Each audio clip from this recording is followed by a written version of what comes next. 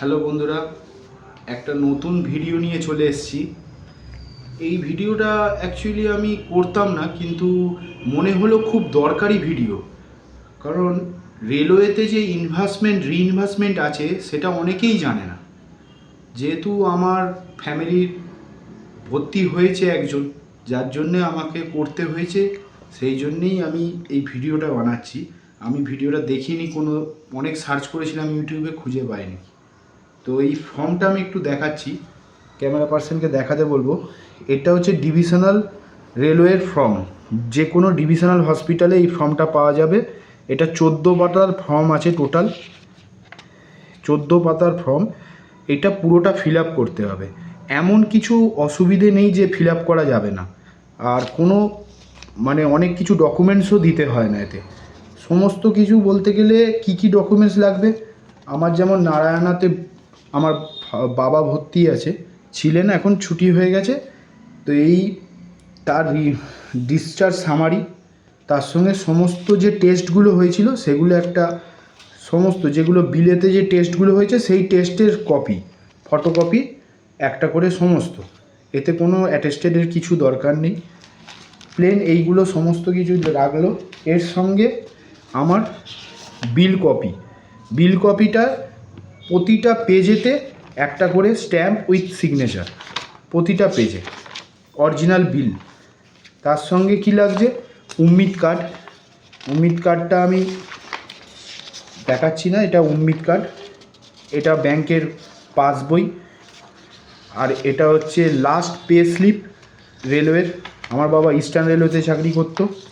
আর এটা হচ্ছে একটা চেক, যেটা হচ্ছে আমার বাবা রিটায়ার্ড পারসন, যে ব্যাংকের চেক আছে সেই ব্যাংকের একটা চেকের জেরক্স কপি। এই হলো সাপোর্টিং ডকুমেন্টস। এবারে আসি মেন যেগুলো ফিল আপ করতে হয়।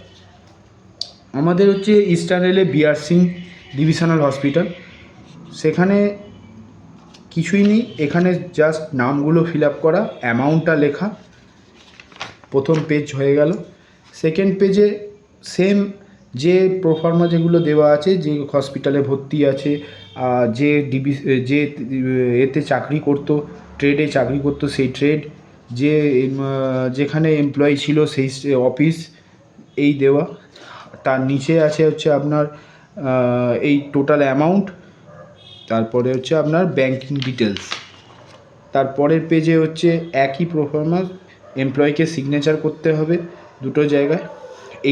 এই জায়গাটা, এই পোর্শনটা হচ্ছে আপনার, এটা হচ্ছে এমার্জেন্সি পারপাস।